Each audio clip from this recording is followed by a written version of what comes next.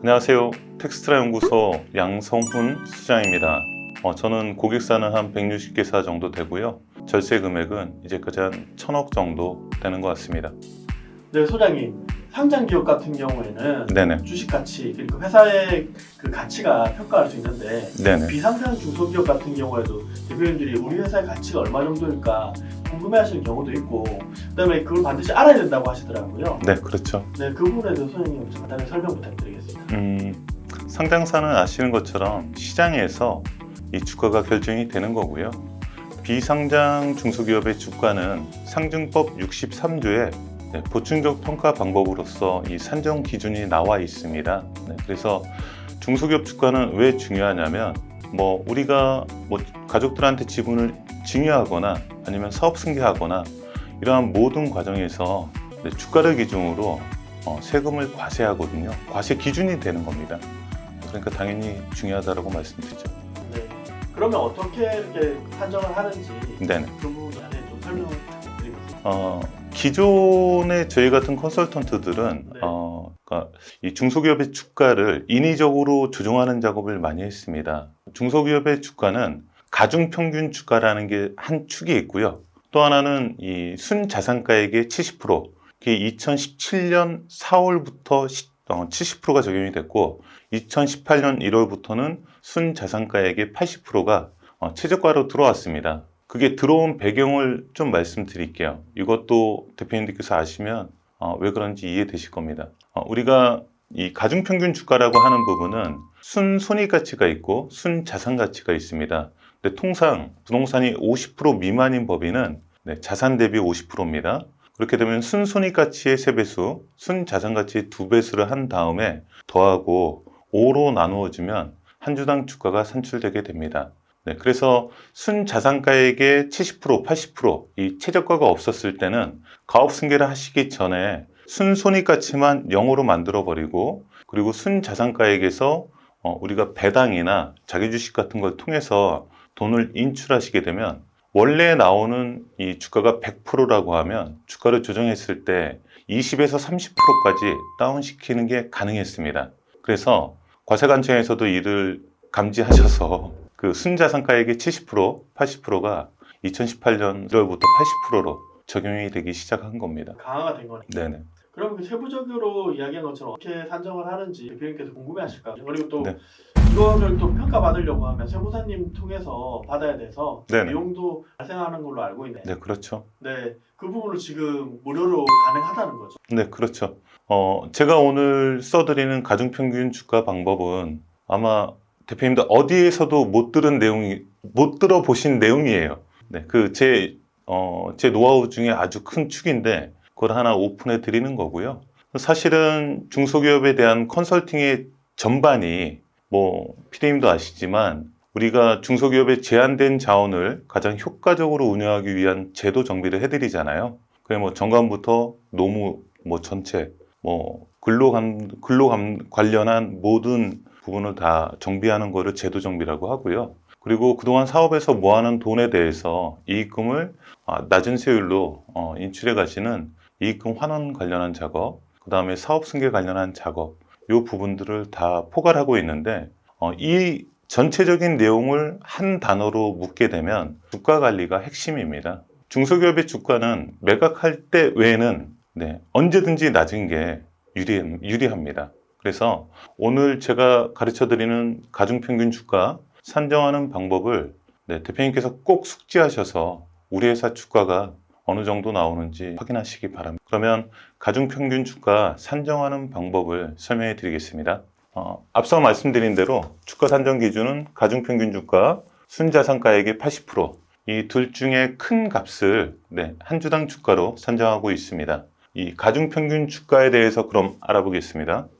시가총액은 한 주당 주가에 발행주식 총수를 곱해서 산출합니다. 이 한 주당 주가가 중요한데요. 한 주당 주가는 한 주당 순손익가치, 한 주당 순자산가치가 있고요. 부동산이 50% 미만인 법인은 한 주당 순손익가치에 곱하기 3, 한 주당 순자산가치에 곱하기 2 이렇게 해서 더한 다음에 5로 나누어 줍니다. 5로 나누어 줘요. 그러면 이 부분을 좀 더 써보면, 한 주당이라는 말은, 한 주당이라는 말은 순손익가치와 순자산가치를 발행주식 총수로 나누어 준 겁니다. 이거를 달리 말씀드리면, 순손익가치 곱하기 3 더하기 순자산가치 곱하기 2, 그리고 얘를 5로 나누어 주죠. 그리고 여기에 발행주식 총수로 나누어 주게 됩니다. 여기까지 대표님들 이해되시죠? 그러면 다음 강화로 넘어가겠습니다. 아까 제가 시가총액은 한 주당 주가, 여기에 발행주식 총수를 곱한 거라고 말씀드렸습니다. 발행주식 총수를 곱한 값이고요. 다시 써드리면 한 주당 주가는 앞서 나왔죠. 순손익가치 곱하기 3 더하기 순자산가치 곱하기 2, 얘를 5로 나누어 줬고요. 이거를 발행주식 총수로 나누어 줬습니다. 총수로 나누어 줬고요. 여기에 곱하기 발행주식 총수가 들어가죠. 그러면 대표님들 아시는 것처럼 얘랑 나누어집니다. 그렇죠? 없어지고 남은 값은 5분의 순손익가치 곱하기 3 더하기 순자산가치 곱하기 2가 되죠. 여기까지 대표님들 이해되시죠? 네, 그러면 순손익가치, 순자산가치는 뭐냐? 요건 좀 제가 다시 설명드리겠습니다. 제가 지금 56살인데 누군가 저한테 와서 인간 양성훈 씨 그 본인의 가치는 얼마입니까? 라고 물어볼 수 있습니다. 그러면 제가 지금까지 일을 해서 벌어놓은 돈이 있겠죠. 이게 법인으로 치면 순자산 가치라고 하고요. 앞으로 제가 70까지 일하고 싶은데 앞으로 한 14년, 15년 동안 일해서 벌 돈이 있을 겁니다. 이거를 법인 입장에서는 순손익가치라고 합니다. 근데 앞으로 벌 돈을 법인 입장에서는 세법으로 봐야 되니까 세법으로 앞으로 벌 돈을 예측하기가 어렵지 않습니까? 그러다 보니까 이 전년도 1년 전 순손익, 2년 전 순손익, 3년 전 순손익, 여기에 전년도에 곱하기 3, 2년 전에 곱하기 2, 3년 전에 곱하기 1 이렇게 해서 다 더한 다음에 6으로 나눠주는 가중 평균을 하게 됩니다. 네, 이거를 순손익가치라고 하고요. 다시 한번 써드리면 순손익가치는 1년 전 순손익, 여기에 곱하기 3, 그리고 2년 전 순손익, 여기에 곱하기 2 더하기 3년 전 순손익 곱하기 1, 얘를 한 다음에 6으로 나눠주는 가중평균을 하고요. 또 하나, 여기에 곱하기 10을 해줍니다. 이거를 순손익가치 환원율이라고 하는데요. 대표님들께서는 이렇게 이해하시면 될 것 같습니다. 뭐냐면 이 수익을 1억을 내기 위해서 법인은 최소한 10억 이상은 투자해야 수익이 1억 정도 나지 않겠습니까? 그러니까 이익률이라고 보셔도 되는데 이 정도 손익을 내기 위해서는 10배 정도의 자산이 필요하다라고 이해하시면 될 것 같습니다. 그래서 이 순이익을 내기 위해서는 10배 정도가 투자됐다 또는 투입됐다라고 보기 때문에 순손익가치 환원율 곱하기 10을 해주게 됩니다. 순손익가치는 이렇게 해서 나오고요. 대표님들 제가 이 판서하다가 이 옷깃이 자꾸 이 칠판에 닿아서 불편해서 좀 벗었습니다. 양해해 주시고요. 순자산 가치는 이 순자산은 대표님도 아시는 것처럼 우리가 자산은 부채와 자본으로 구성되어 있고요. 순자산이라고 하면 자본 총계를 말합니다. 자본 총계. 그리고 순자산 가치는 그 자본 총계에 영업권이라는 게 추가가 되는데 오늘 강의에서는 영업권은 빼겠습니다. 이 영업권은 자산, 순자산의 10%와 3년간 순손익액, 이 가중평균액이죠. 이거의 50% 중에 큰 게 있으면 순손익 가치가 더 커지게 되면 영업권으로 반영이 되는 부분이 있습니다. 그 부분은 아주 디테일한데 그것까지는 모르셔도 실질적으로 주가를 산정했을 때 오늘 이렇게 해서 나오는 값이 오차범위 5% 이내입니다. 그렇게 이해하시면 되겠고요. 순자산 가치는 순자산을 발행주식 총수로 나누어주면 한 주당 순자산 가치가 되는 거죠. 그러니까 순자산이라고 보셔도 무방합니다. 다시 말씀드리면 순손익 가치는 말씀드린 대로 3년간 손익액에 대해서 가중평균화하고 여기에 순손익 가치 환원율 곱하기 10을 하게 됩니다. 순자산 가치는 아까 말씀드린 대로 순자산가액이 있고 여기에 영업권이 추가되게 되는데 영업권은 영향력이 굉장히 미미하다라는 점 말씀드리고요. 이 순자산을 순자산 가치라고 보시면 무방하겠습니다. 그러면 앞서 나왔던 시가총액을 다시 한번 계산하겠습니다.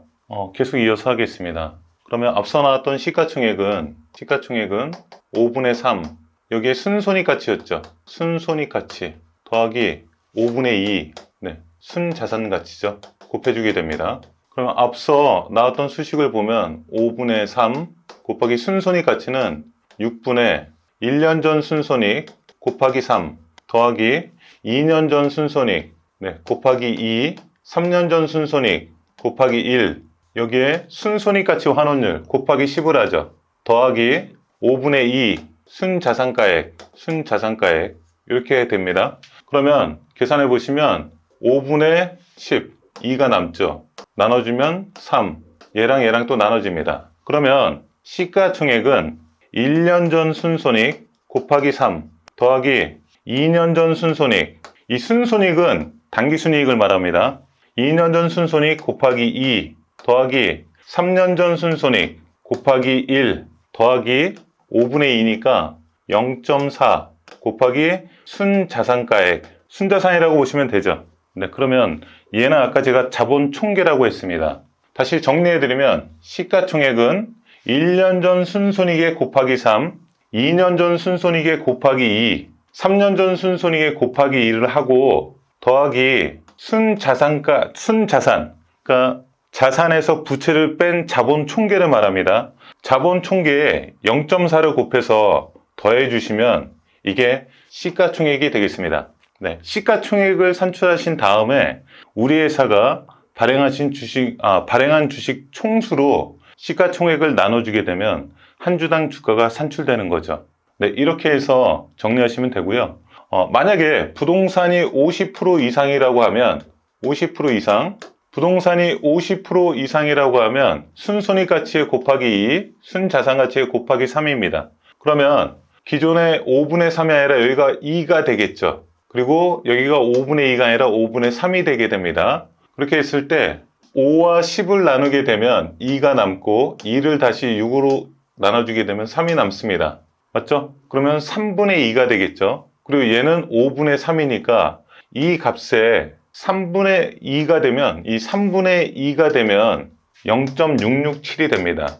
0.667. 그리고 5분의 3이니까 이 값은 0.6이 되겠죠. 그러면 시가총액은 다시 정리해 드리겠습니다. 부동산이 50% 미만일 때는 1년 전 순손익에 곱하기 3, 2년 전 순손익에 곱하기 2, 3년 전 순손익에 곱하기 2를 해서 더한 다음에 순자산에 0.4를 곱하게 되면 부동산 50% 미만일 때는 시가총액이 산출되는 거고요. 부동산이 50% 이상인 경우에는 순손익가치에 곱하기 3이 아니라 곱하기 2를 하시고요. 순자산가치에 곱하기 3을 해야 되니까 위에 수식에서 보시면 5분의 3이 5분의 2로 바뀌게 돼서 다 정리하시면 되고요. 순자산은 5분의 2가 아니라 5분의 3을 적용하게 되면 앞서 나왔던 50% 미만, 부동산 50% 미만일 때랑 약간 달라지는데 이 3년간 순손익액에 대해서 0.667을 곱하게 되고요. 이 순자산에 대해서는 0.4가 아니라 0.6을 적용하시면 시가총액이 산출이 됩니다.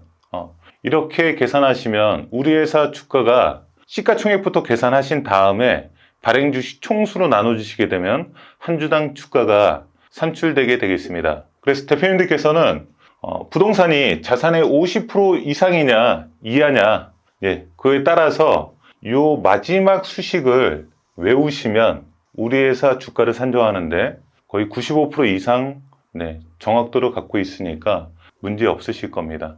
네. 상당히 또 복잡한 수식이었는데 되게 간단한 수식으로 바뀌었네요. 네, 맞습니다. 마치 이제 수학의 정석에서 식을 아마 개념 원리처럼 풀어줘서 설명하시니까 대표님들이 아마 쉽게 이해하실 것 같아요. 그래서 사실은 저희가 오늘 이 칠판을 준비하신 것도 대표님들께 구두로 설명하는 게 이 한계가 있습니다. 이 지금 시가총액 한 주당 주가를 산정하는 이 부분들은 수식을 좀 아시고 보시게 되면 그렇게 어렵지 않은데 구두로만 들으시니까 이해가 좀 어려우셨을 겁니다. 그래서 일부러 칠판을 준비한 거고요. PD님께서 준비하신 거지 않습니까? 네. 근데 제가 딱 그 설명해 주신 내용들을 들어보니 내 기업의 가치를 왜 저렇게 식으로 만들었다는 부분이 사실 이해가 되거든요. 네네. 10배수 하는 것들은 미래 가치까지도 반영한 것 같다. 그리고 이야기한 것처럼 자산의 부분에 대해서는 저렇게 0.4 부분으로 했을 때 기업 가치가 포함되는 것 같다라는 부분이 이해가 되고, 이렇게 또 복잡한 수식이라 사실 그 기업의 가치를 평가한다는 게 네네. 엄두가 안 났는데 저렇게 결과식을 딱 보여주시니까 확률 부분들도 뭐 플러스 마이너스 5% 편차면 네네. 비용을 무료로도 자기가 내 자산을 평가할 수 있을 대표님 측면에서도 되게 좋으실 것 같아요. 근데 저희가 이제 그 궁극적으로 이제 기업의 가치를 이렇게 알았잖아요. 네네. 근데 대표님이 이거를 어느 시점에 알아야 되고 왜 알아야 되는지에 대해서 물론 지난 영상에서도 설명해 주셨지만 대표님한테 추가적으로 설명해 주시면. 이 주가 산정 기준은 언제 적용하냐면 주식이 이동할 때, 또 우리가 자기 주식이라고 하는 부분은 자본 거래지 않습니까? 네, 그런 자본 거래할 때, 자본 거래는 주식 거래를 말하는 겁니다. 네, 그래서 주식 거래를 통해서 이익금을 환원해 가시는 거잖아요. 그러니까 지분을 남한테 사고 팔거나 또는 가족들한테 증여하시거나 또 자본 거래를 하실 때, 또 사업 승계하실 때, 이런 때는 무조건 이 주가 산정 기준에 따른 주가 평가가 들어가야 되고요. 이 중소기업의 모든 역량은 앞서도 말씀드렸지만 주가로 산정이 됩니다. 그래서 이 주가에 따라서 세금을 먹이는 거니까 당연히 주가 산정 기준은 아셔야 됩니다. 그럼 아마 대표님께서 이제 그런 변동 부분 생겼을 때나 어떤 이벤트가 생겼을 때 내 주식 변동이 늘 생기는 거기 때문에 분기마다 이렇게 추출을 해 보시면. 그러니까 분기보다는 경험적으로 봤을 때는 네. 1년에 한 번 정도는 네. 우리 회사 주가가 어느 정도 나오는지를 네. 대표님께서 좀 숙지하실 필요가 있습니다. 많은 대표님들께서 그런 말씀하세요. 네. 이거 팔 것도 아니고 네. 또 사주는 사람도 없는데 네. 주가를 내가 뭐 알 필요가 있냐? 네. 과세관청은요, 우리 회사의 주요 데이터 중에 두 가지를 핵심적으로 봅니다. 주식 등 변동사항 명세서가 있고요. 하나는 이익여금 처분계산서가 있습니다. 이 주식 등 변동사항 명세서는 우리 회사의 모든 역량이 주가로 산정된다 그랬죠. 이 주식의 이동 여부, 그 다음에 뭐 이게 양도로 갔는지 증여로 갔는지 승계로 갔는지 그 여부에 따라서 세금을 적절히 냈는지를 판단하는 거고요. 그리고 세금을 먹일 게 많죠. 주식 등 변동사항 명세서에. 그리고 또 하나는 이익여금 처분계산서는 미처분 이익여금이 많이 있는 회사에서 이 부분에서 일정 금액을 빼가시게 되면 배당으로 빼가셨는지 아니면 자본거래로 빼가셨는지 어떠한 거래 형태인지를 확인하고 적절한 세금을 냈는지를 확인하는 겁니다. 그게 부족하게 되면 당연히 제척기간 내에 있으니까 세금 더 내세요 아니면 소명하세요 라고 말이 들어오는 거죠. 그러니까 이 주가 산정 기준은 대표님들께서 복잡하실 수 있는데 일부러 제가 최대한 간단하게 간결하게 보여드렸고요. 여기에 맞춰서 우리 회사 주가를 꼭 한번 산정해 보시라고 말씀드리고 싶습니다. 네, 아마 대표님들이 아마 주가를 산정하실 것 같고 거기에 대해서 왜 중요한지 설명을 하셨지만 사실 이제 세금을 실제로 과세되거나 자본 거래가 실제로 이루어지는 그런 이벤트 상황에서 이게 중요하구나라는 부분 다시 한번 아셨을 거예요. 그리고 어느 대표님들은 이제 주식가치 평가를 받았을 때 내 주식이 이렇게 높다더라 라고 하면서 좋아하신 대표님이 있어요. 네네. 근데 이게 거꾸로 생각하면 과세당국에서는 세금을 거둘 근거가 되기 때문에 안 좋다는 거죠. 본인 회사 주가가 높다고 좋아하시는 대표님은 네. 제가 매각을 고려하시는 대표님 빼고는 아직 네. 못 봤고요. 네. 과세관청은 되게 좋게 보겠죠. 네. 얼마나 훌륭하신 대표님이십니까? 네. 거기에 그 높은 주가 기준으로 한 30%에서 40% 정도 세금을 걷는다라고 볼 건데 당연히 불리해지죠. 그러니까 매각하는 경우 외에는 중소기업의 주가는 무조건 낮은 게 좋습니다. 그래서 이렇게 시가총액을 산정했을 때 이 시가총액 금액이 순자산 가야보다 크게 되면 주가 관리를 못하고 계신 거고요. 순자산 가치보다는 순자산 가액보다는 무조건 낮게 조정을 해 가시는 작업이 필요합니다. 그러면 이제 사실 지금 시기를 알려주셨으니까 매각을 하는 매입을 하는 뭐 신문공구에 요즘 이제 매각 정보들이 많이 뜨잖아요. 네네. 그러면 이게 적정 가액인지 아닌지 재무 상태표만 보고 대표님들도 그걸 판별할 수가 있겠네요. 그렇죠. 기본적으로 할 수 있고요. 그러니까 매입이든 매각이든 그 이제 매입이라고는 안 하고 M&A라고 그냥 통칭하잖아요. 네. M&A를 하실 때 이 본인 회사의 시가총액 또는 뭐 누리고 있는 회사, 뭐 매각 사고자 하는 회사가 있으면 그 회사에 대한 시가총액 정도는 기본적으로 계산할 수 있어야 되고요. 매각하시는 분 입장에서는 최소한 시가총액 정도는 받고자 하실 텐데 사고자 하는 분은 뭐랄까요, 보충적 평가 방법에 따른 이 중소기업의 시가총액만큼 주고 사고자 하는 분은 극히 드물 겁니다. 그거보단 낮게 사고자 하겠죠. 네네. 아마 그래서 시장 가치 평가액이 또 그 상품마다 그 회사마다 조금씩 달라지겠네요. 네, 그렇죠. 지금 제가 시가총액 산정해 드린 이 기준은 그 상증법의 63조에 나오는 보충적 평가 방법이라고 하고요. 우리가 실질적으로 M&A 쪽으로 들어가게 되면 이 업종, 그리고 지금 업황, 이 상태 등을 다 감안해서 얘는 근거 자료는 될 수 있지만 이대로 거래되지는 않습니다. 어쨌든 시장 평가액이라는 게 시장 거래액이라는 게 또 형성이 되기 때문에. 그렇죠. 네. 지금 주가 산정 기준은 과세관청이 무조건 적용하는 기준이고요. 조세 목적으로 한 거다 보니까 아무래도 시장 가치보다는 더 높게 형성되도록 설계가 되어 있는 거죠. 그러니까 세금은 많이 걷는데 제가 팔거나 인수하고자 할 때는 얘보다는 낮은 가격으로 거래가가 형성된다라고 이해하시면 됩니다. 근데 강의를 너무 쉽게 이렇게 해주셔서 세무사님들이 별로 안 좋아하시겠는데. 기장세무사님 이렇게 계산하는 거 아시는 분은 아직 못 봤고요. 네. 이 컨설팅 업계에 계시는 세무사님들은 거의 아실 겁니다. 근데 말씀 안 하시죠. 본인이 그렇죠. 노하우니까. 사실 전문적인 영역인데 너무 이제 이야기 수학 풀이식처럼 네. 너무 쉽게 이렇게 딱 익혀주셔서 대표님들이 그 가치가 좀 낮게 생각하실 수 있는 그게 아니라 이거는 아마 수년의 경험을 통해서 좀 더 쉬운 방법이 없을까 연구를 한 결과이기 때문에 결과가 나오기까지 과정은 쉽지 않은 부분인데 네네. 이 부분을 대표님께서 잘 활용하시면 좋을 무조건 활용하셔야 되고요. 네. 저도 사실은 2006년부터 법인 컨설팅을 해오고 있지만 2017년까지 몰랐고요. 2017년에 제가 세무사 자격시험 때문에 공부하다 보니까 계속 써봤어요. 네. 쓰다 보니까 이렇게 간단하게도 나올 수 있구나라고 공부하다 알게 된 상황입니다. 컨설팅 하면서 알게 된 게 아닙니다. 아마 예전에 이제 사적으로도 이야기를 하시지만 올림피아드 2위까지 하셨던 수학적 재능이 있으셔서 네. 아마 이렇게 쉽게 유도하신 것 같아요. 이제 공부 좀 했습니다. 이거 한번 다시 정리해 드릴까요? 네. 저희가 이 칠판이 있으니까 이 부분은 좋네요. 다시 이제 정리해 드리겠습니다. 비상장 중소기업의 주가 산정 기준은 가중평균 주가와 순자산가액의 80%가 있는데 이 중에 큰 값을 적용합니다. 큰 값을. 시가총액은 한 주당 주가에 발행주식 총수를 곱해서 산출합니다. 한 주당 주가는 한 주당 순손익가치에 부동산이 50% 미만이라면 곱하기 3, 한 주당 순자산가치에 곱하기 2. 이때 순자산은 자산 총액에서 부채를 뺀 자본 총계를 말합니다. 네, 그렇게 해서 더한 다음에 5로 나누어 주게 되고요. 네, 그렇게 되면 이 발행주식 총수, 이 한 주당이라는 말은 순손익가치, 또 한 주당 순자산가치는 순자산가치 이렇게 해놓고 발행주식 총수로 나누어 주게 되면 산출이 되는 거고요.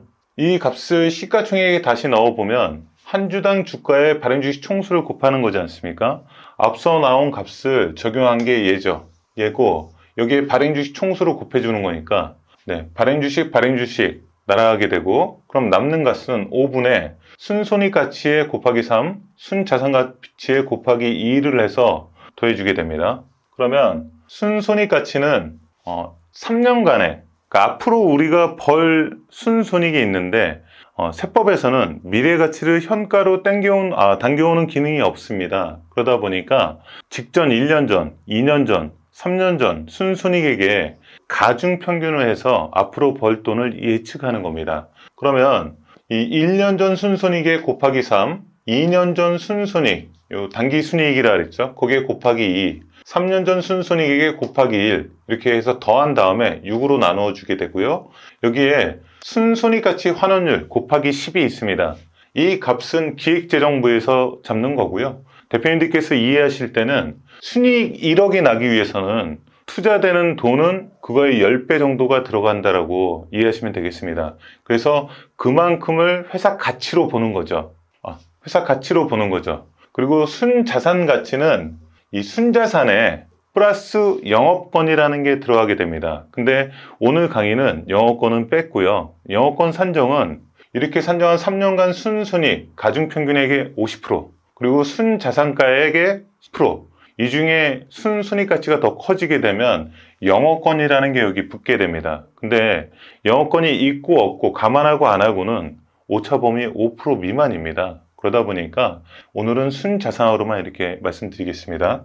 그러면 앞서 설명드렸던 시가총액은 5분의 3, 그 부동산이 50% 미만인 법인이죠. 그러면 5분의 3 순손익 가치 더하기 5분의 2 순자산 가치가 되고, 그렇게 해서 쓰시게 되면 1년 전 순손익액 곱하기 3, 2년 전 순손익액 곱하기 2, 3년 전 순손익액 곱하기 1, 그리고 다 더한 다음에 여기에 0.4 곱하기 순자산 하시게 되면 부동산 50% 미만인 법인은 이게 시가총액을 나타내는 거고요. 부동산 50% 이상인 법인은 순손익 가치에 곱하기 2, 순자산 가치에 곱하기 3 하시게 됩니다. 그러면 여기가 5분의 3이 아니라 5분의 2가 되고 5분의 2가 5분의 3이 되겠죠. 그렇게 했을 때 3년간 순손익액에 3분의 2니까 곱하기 0.667, 그리고 더하고 5분의 3이 되니까 0.4가 아니라 0.6이 되고 여기에 순자산을 곱해서 산정하게 됩니다. 이렇게 시가총액을 먼저 구하신 다음에 발행주식 총수로 나누어 주게 되면 이게 한 주당 주가가 되니까 대표님들께서 우리 회사에 대한 이 방송을 보시는 대표님들께서는 우리 회사의 시가총액과 한 주당 주가를 오늘 한번 계산해 보시길 권해드립니다. 우리 회사의 모든 역량의 총합은 시가총액이고요. 과세관청에서는 주가를 기준으로 우리 회사에 과세하는 겁니다. 네, 선생님 이렇게 자세히 설명해 주셔서 되게 대표님들이 많이 도움이 되셨을 것 같고, 위에 보시면 이제 상담 전화를 통해서 문자로 접수를 해주시거나 고정 댓글에 상담 신청할 수 있는, 아니면 절세할 수 있는 방법에 대해서 문의를 남겨주시는 한해서 저희가 그 이벤트로 상담을 진행하고 있습니다. 보다 상세한 상담은 댓글을 통해 끝으로 제가 PD님 하나 더 말씀드리면, 제가 백륜식회사의 고객사도 있지만 절세 금액이 1,000억이라고 말씀드리지 않습니까? 네. 근데 이런 거죠. 배당으로 돈을 빼게 되면 최소 세율이 40% 이상 붙게 됩니다. 1억 원 이상 배당이 발생하게 되면. 근데 자기 주식으로 인출하게 되면 많이 붙어야 25%지 않습니까? 적게 붙었을 때는 6, 7%로도 가능하고요. 그러니까 이렇게 이익금을 어떤 패턴으로 빼가시느냐에 따라서도 세율이 많이 차이가 나지만, 가장 큰 축은 이 시가총액을 최대한 낮춤으로써 절세 효과가 가장 커지게 됩니다. 그게 핵심입니다, 사실은. 결국은 어쨌든 세금을 절반으로 줄이는, 그렇죠. 그리고 절반 이하로까지 더 줄이는 기본이 되는 부분이네요. 가업승계나 가업상속공제를 하시는 분들은 이 시가총액이 만약에 300억 정도라고 하면 제가 일반화시키는 금액은 약 100억 정도로 줄이는 겁니다. 그리고 100억 정도 회사라면 한 3, 40억까지 또는 50억 정도까지는 최소한 줄이는 게 저희 컨설팅의 핵심인 거죠. 아마 대표님들이 충분하게 고민하는 시간이 될 거고, 회사의 가치 부분 평가하는 시간이 되어 또 다음 영상으로 또 좋은 컨텐츠 알겠습니다. 감사합니다.